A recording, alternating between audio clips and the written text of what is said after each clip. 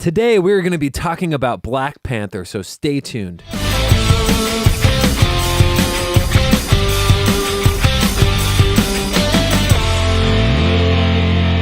Welcome to The Real Review, sponsored by Parametric and Lazy Ape Studios, where you get some of the latest happenings, real thoughts, and perspectives in the world of film and television. Everybody, I'm here with my co-host, Joel. The real question is, what are those, Cunningham? It's pretty good. Yeah. I like it. That was totally... we're already getting the spoiler shock. We're already spoiling it. Just say what we're saying. It's just a I was going to joke. say, that was one moment I was like, what the heck is going on? That was pretty crazy. I am here. That was pretty good, though. Yeah. I am here with Matt. Sings like Prince when he's dancing in the shower. Hey.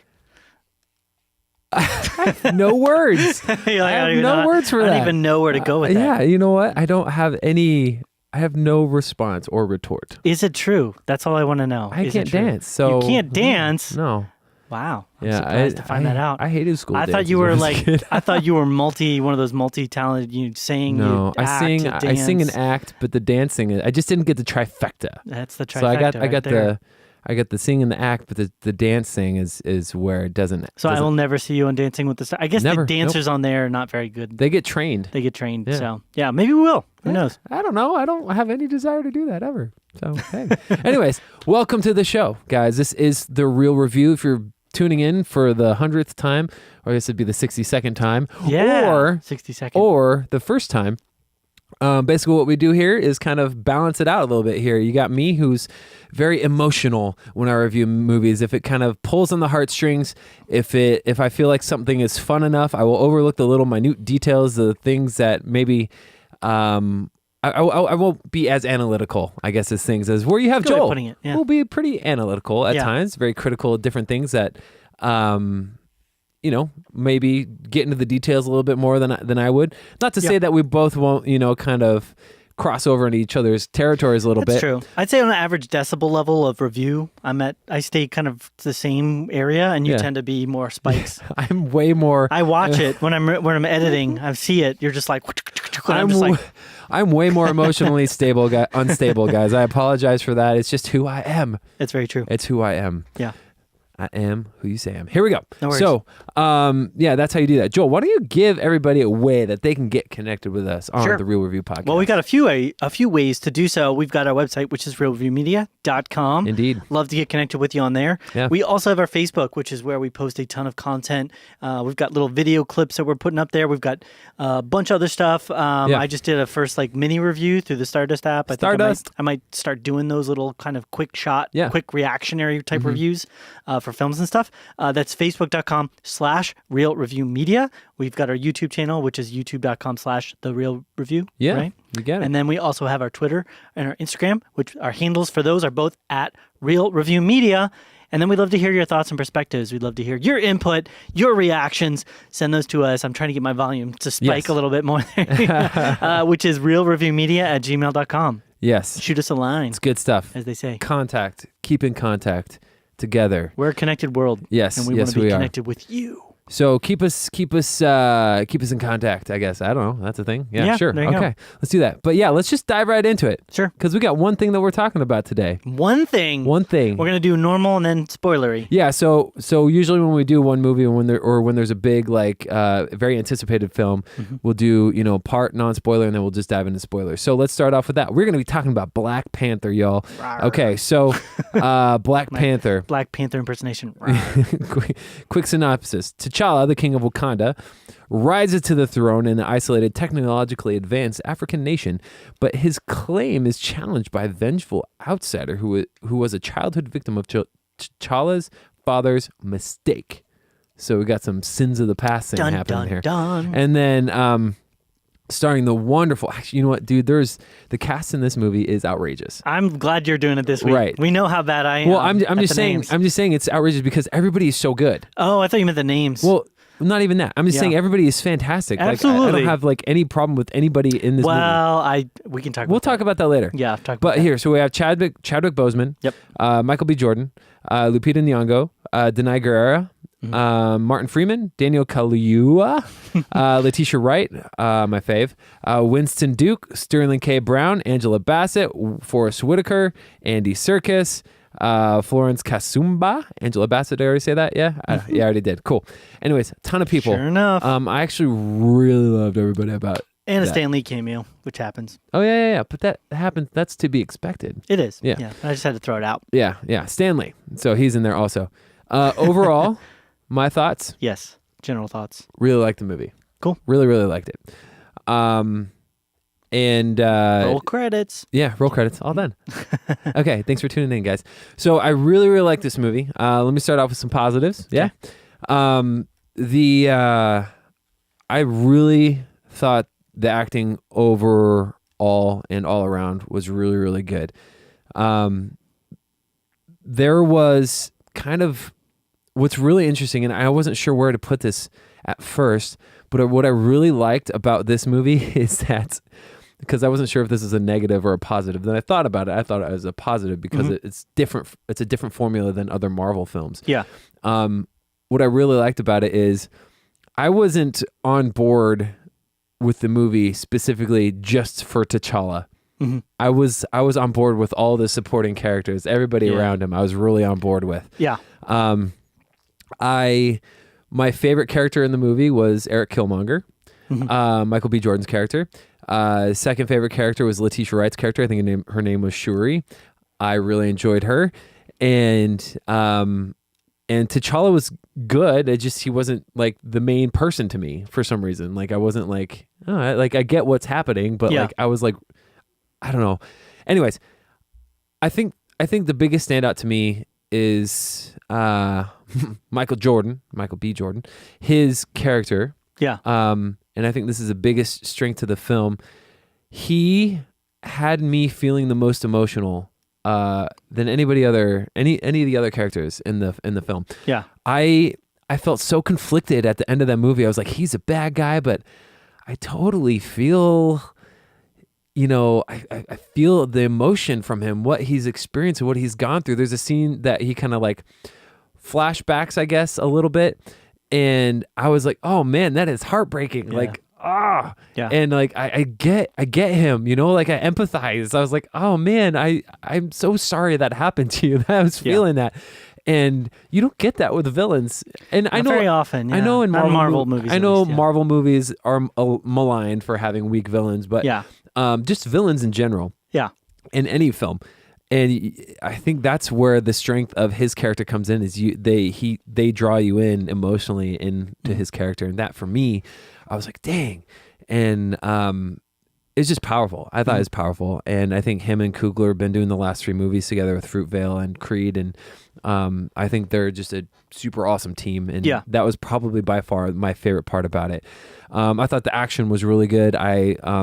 You had mentioned it in Stardust. I thought cinematography and the way things looked were really, really good, really, really well conceived, especially when it comes to like Wakanda and realizing what this fictional like city looks like.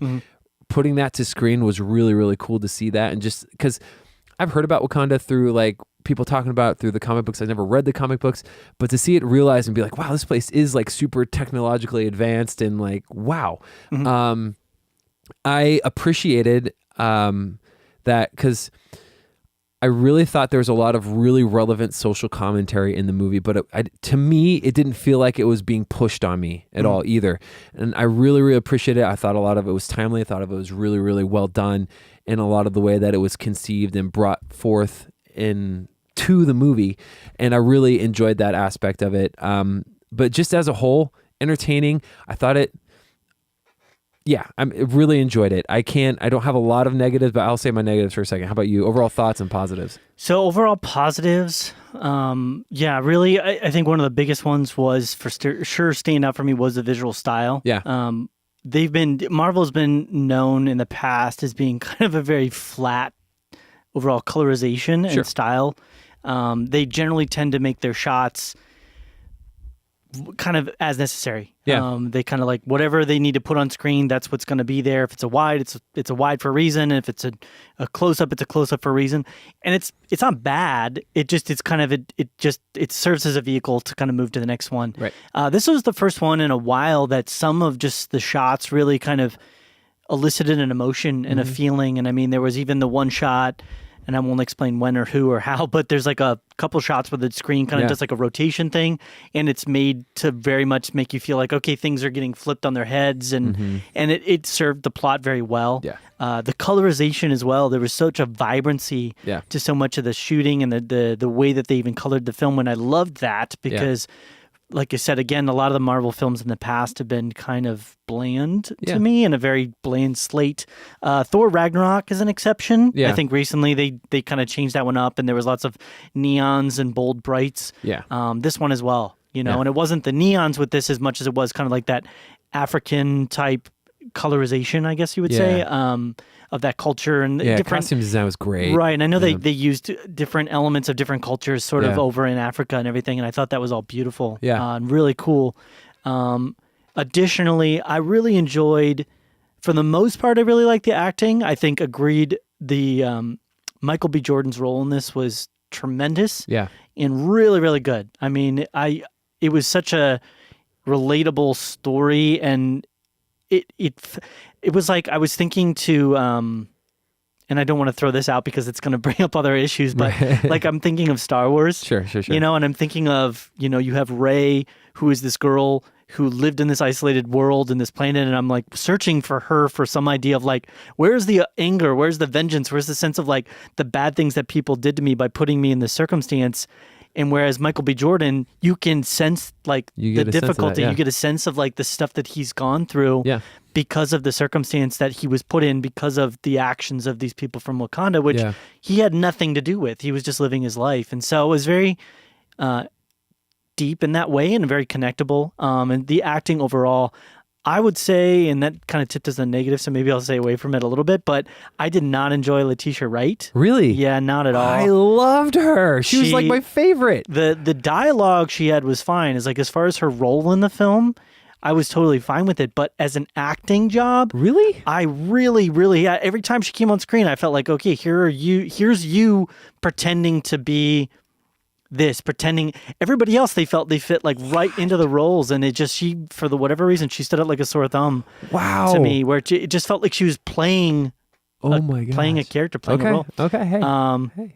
So the other thing I would say that I really enjoyed about it was there was definitely, for me, and that goes along with the whole Michael B. Jordan Killmonger thing, the stakes were there for a lot of the characters. Like, you really felt that this was something that they were taking on very personally, and it was very important to them that certain things happened in a very particular way. And I related to that, and I connected, and that makes good filmmaking.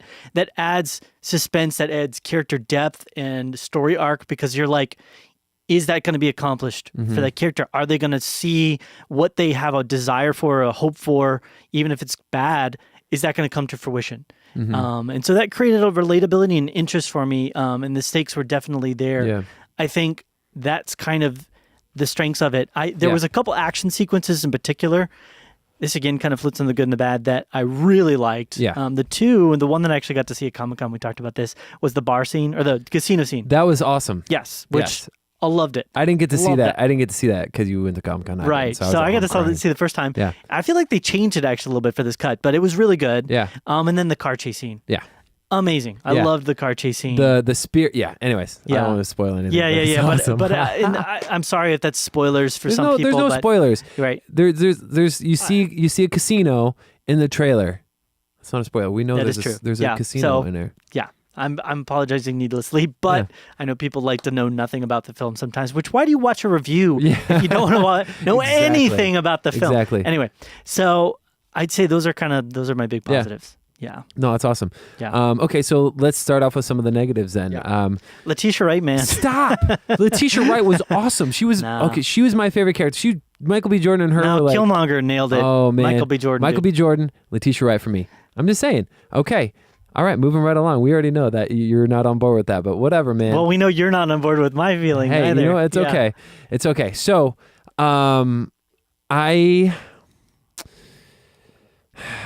let's see here. Where do I start with this? So I would say I thought it started a little slow at first. Okay.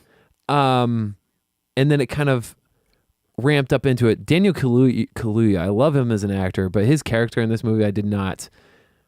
I was like, oh man, I feel like they just needed to have somebody. They didn't write him enough to, I feel like, give him that earned what happens with his character later on. I felt like I don't feel like they developed his character enough. They may have had it on paper, but for what he had in the movie, I don't feel like he was earned what he did towards mid to end of the movie. Yeah. And as far as the film is concerned, that's really the biggest thing for me. I don't know if I have a lot of negatives. I had something, I thought I wrote it down, but I didn't have it written down for some reason. There was something specific that I was going to mention that, so this is kind of what made me jump back a little bit, because I wasn't sure, because I felt like going in to see Black Panther, like the character T'Challa, Black Panther was going to be like the main guy, like that I was going to be rooting for. Yeah. And that's what I had been thinking about, but I ended up landing on a positive. Like I thought it was okay to have kind of the supporting central cast be like the heart of the movie, not just him. Yeah. I don't know. I got to have you restart some of my memories here. No worries. So, again, we're not dipping into spoiler territory, so it's hard for me to explain this in more detail. But I think for me, what I felt like detracted from an overall sort of experience, like a positive experience with them, so more of a negative, was that what you're talking about right there, when they went into a little bit too much of a detail with some of the characters that were more terrestrial. They were more like on the fringe of the story. Yeah. And I felt like because of that, it ended up getting bogged down a lot of the details of the politics that were happening within Wakanda. And as interesting as that kind of is, Wakanda in and of itself, it wasn't innately that much of an interesting thing for me. You know what I mean? It's a city. Yeah. And that's cool. And they have this advanced technology, which what's the metal? Vibranium. The vibranium was a little bit too powerful. I felt like it was a little bit ridiculous. It's like, oh, we can cure spinal injuries with it, and we can fix pretty much you can just do whatever with it. You can get superpowers with it. It was just a little bit too much for me. But outside of all that, the whole Wakanda-ish like identity was interesting, but I didn't want to connect with Wakanda and as much as I wanted to connect with the characters. Mm-hmm. And it floated into this whole power struggles and dynamics of, doing what's right because of Wakanda and my role in the tribe and this. And it was like, I wanted to just kind of have a more straightforward story of like vengeance or revenge, Killmonger getting in there, this attack and this battle and the grand scope and the grand scale of it, because they even say it in the movie, Wakanda is separated, secluded, and they talk about this, I'm not going to spoil it, but it's separated and secluded from the entire rest of the world. Mm-hmm. And so that in and of itself it makes it very unrelatable to me, because it's a closed off environment that I shouldn't have any relatability or connection to. They've said that we're going to just disconnect from the entire world around me. And so because I wasn't super well related to Wakanda, every time that they got too involved in some of the side characters' politics of, what they're going to do and how they're going to act and what's important to them, it was kind of like I get it. It's not that it's bad, but it just, it kind of slowed down. And that's the big thing I would say is in the middle of it actually started off really well to me, but then it just really kind of slowed and petered out and just kind of went really, really okay. And by the end of the movie, because of that, when they get to the big finale type stuff that's happening, all the action that's happening at the end, I knew what the stakes were for a couple of the characters. Yeah. But the only real stakes that I cared about at that point and felt like should have been at the forefront but wasn't, was Black Panther and Killmonger. Yeah. But there was so much other stuff going on in that moment. This was more peripheral at the time. So it kind of made everything feel very flat. Okay. Because it's like I don't know what I'm supposed to really be rooting for or connecting to. I mean, I know what I'm supposed to be rooting for, but I'm jumping from one thing. It's like, I forget Star Wars Episode 1, where they had 4 different endings going on at once, and you're just like, I don't know what I'm supposed to really find that important. Right. All this stuff is happening. So I don't know. I think there was a path through this film, and we can maybe talk about this more into spoiler territory, where it was a much more straightforward take that would have elevated some of the action sequences for me, and would have removed some of that overly, waning into whatever you call waning into the political territory. Yeah. No, I gotcha. Yeah. And and it reminded me, it's not related, but the biggest problem I had with this movie is there was a few shots where you're like, that is a green screen. I've heard a couple people complaining about the CG. That is a green screen. Yeah. And I was watching, I was like, that one doesn't look good. And to the next one, oh, that one looks good. And the next one, I was like, the ones that look good, you can't really ever tell. Yeah. That's a point. It fits. Yeah. But there was a couple times, and it's during the some of the ceremonial scenes, I was like, that does not look real. It does not fit, does not look real. And that's my biggest problem. And if that's the biggest problem I have with this movie, then I think this movie's doing something right anyways. And that's really it. I want to talk about what you're talking about, but I can't do it until spoiler stuff. Ooh. So maybe let's break it down. What do you want to rate this thing? I'm going to give this one, I was floating a little bit. I'm not going to lie. I'm giving it an 87. Okay. I was floating towards a low A-, but some of the aspects we'll probably talk a bit more about. Okay. To get to 87. I'm actually going to give it a 91. Okay. And I really, really enjoy this movie, but I want to dive into what you're talking about. So we are going to get into spoilers right now. And if you have not seen this movie, you don't want to be spoiled on some of the specifics, turn it off. Just stop listening, stop watching, whatever you're doing right now, just stop. Okay, we're going to start in 5, 4, 3, 2, 1. Everybody dies. Everybody dies. I'm just kidding. No, Killmonger dies. Killmonger dies. Well, does he? I mean, who really dies in the MCU? Nobody ever dies in the MCU, but except I will for say Quicksilver. I will say, except for Quicksilver and Uncle Ben. Yeah. Well, he's not MCU right now. That's true. Well, kind of, if you think about it. Anyway, I will say that is kind of pretty much any bad guy so far that we've seen in the Marvel universe has relatively managed to stay dead. Yeah. Most of the bad guys that have died have managed to stay dead. Minus Loki. Right. Yeah, but we haven't had a lot of big, which we might see that change with the new Infinity War. We haven't seen a lot of big on-screen deaths for superheroes. Yeah. We have yet to have one of our big name actor. I think Superman was dead, but that's DC. I think Infinity War is going to change it up because they're already talking about how they're going to basically start retooling some of the stuff after Phase 4 or whatever.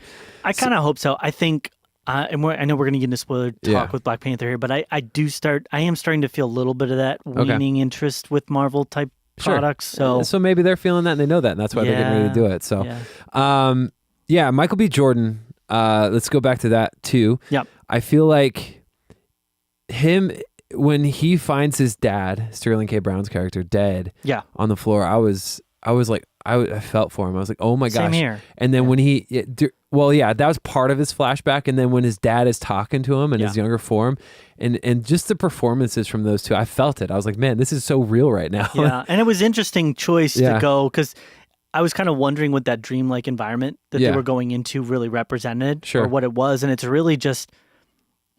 In a sense, it's kind of like it's like looking inward. It's looking inward, and it's resonating with the most basic, integral parts of what you find important, right? And what is a key thing to you. Yeah, I think that's kind of what it is. Yeah, symbolizes, and so it was interesting. It's really, I just thought it was super interesting. I was most emotionally moved by his whole character, his whole through line than anything else in the film. Yeah, he was painfully relatable. Yeah, you see him go through that, and the life that he's lived up until then, and being put in these circumstances, and then coming into a world where he's basically had to use force to get anything he's wanted his entire life, and it was really interesting. Yeah, a lot of the character moments where things are intense between them, I gotta give a lot of credit to Ryan Coogler on that because that's something that he's always been really good at with just a lot of his work that he's done in the past, and he's worked with MBJ for a while. And part of me thought they were going to save him at the end. Part of me was like, maybe they'll say, and I was like, yeah, I can't really. Yeah.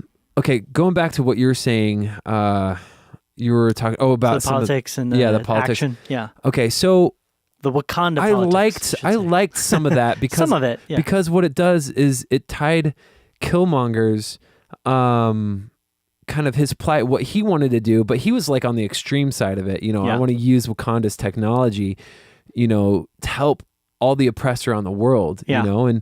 And I was like, I get that, but he's just, he's just like slaying people left and right. So, so you can't get behind that, But at the same time, at the very end, and they did it as a post-credit scene, the mid-post-credit scene. Mm-hmm.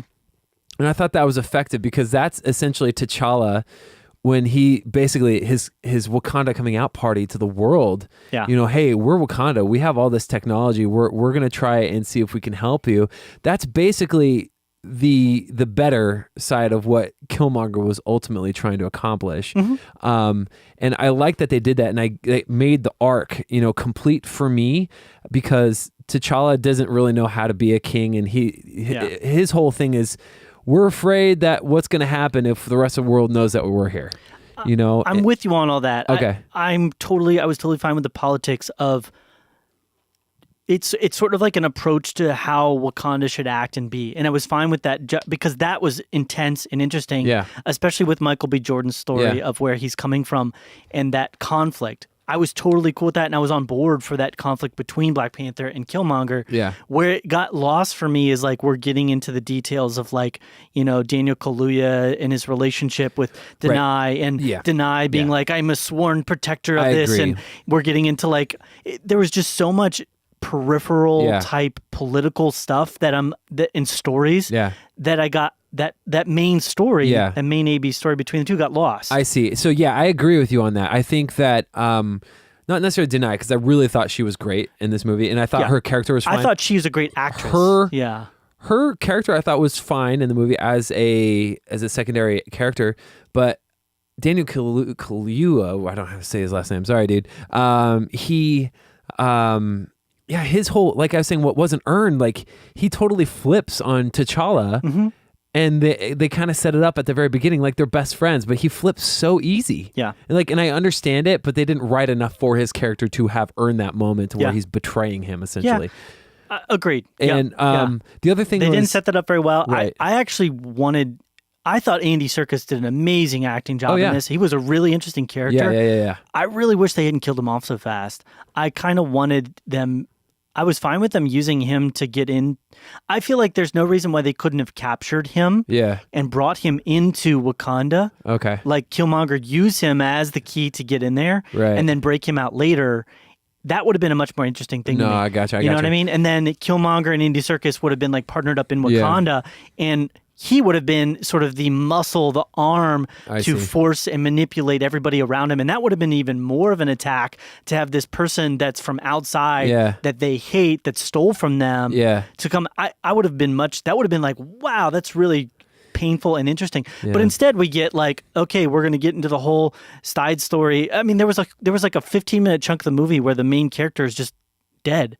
You know what I mean? I know he's not dead, but he's like literally not even there. He's just irrelevant to the plot, and they're talking about, what's going to happen and where they're going to go. And it was just like, I don't need that in a movie that's Black Panther oriented. Yeah, I thought it was fine that he killed Andy Serkis. I thought it added to his character. It was like, oh, he's I would have been fine with him dying later. I'm totally fine with him dying, but it was like, it wasn't earned, his death.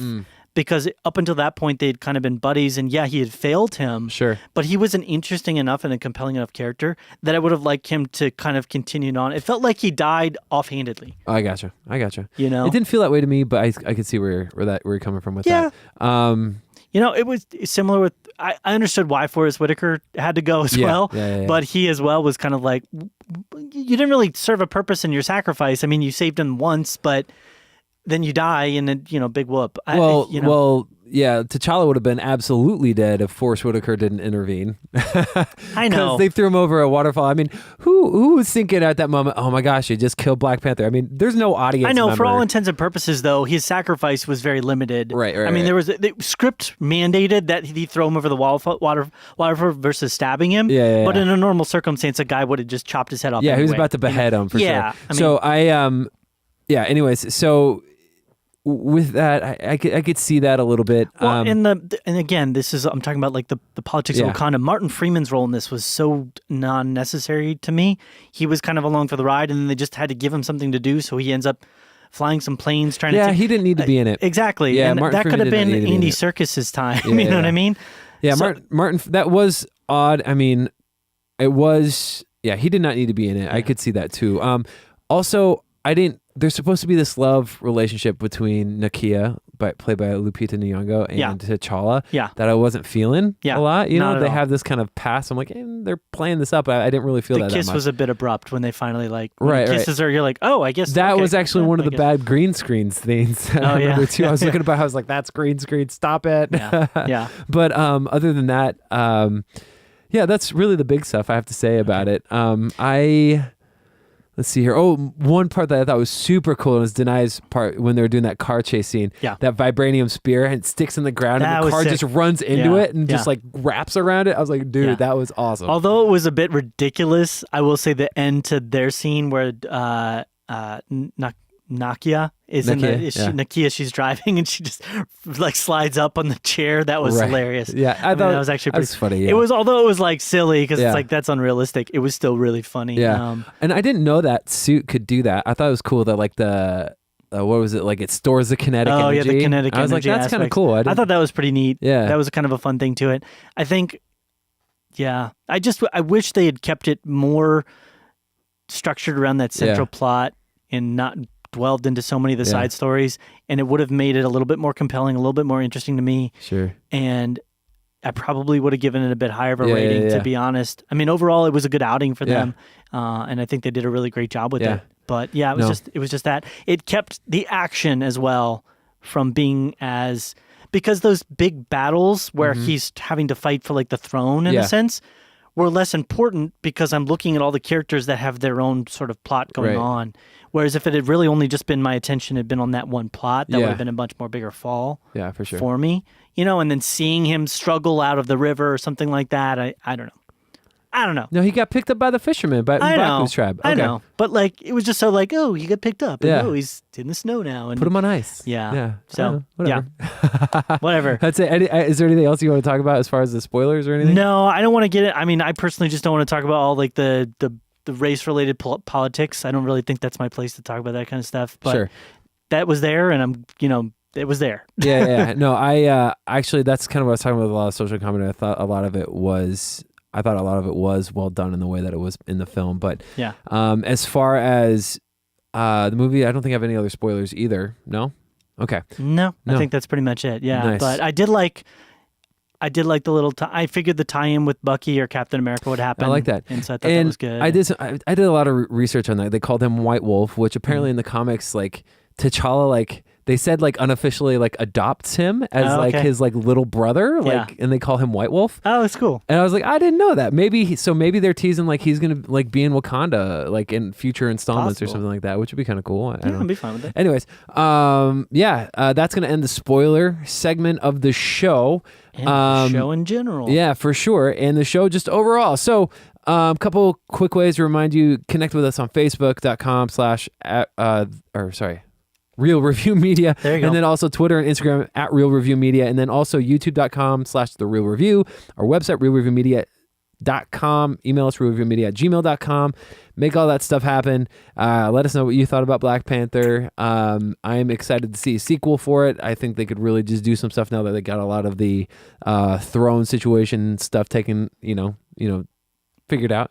Basically, he's king now. Oh, that is true, yeah. And so they can just open it up to just, Well, they said he will return in the Infinity War. Yeah. So I figured... Well, probably after that, too. I don't think they'll kill him. No. But I no think, matter who they kill in Infinity War, most of them are going to come back. Yeah. So, let us know what you thought about that. Anything else, Joel? Nope, I'm good. Nah. I'm good. All right. Well, it's been real. It's been real.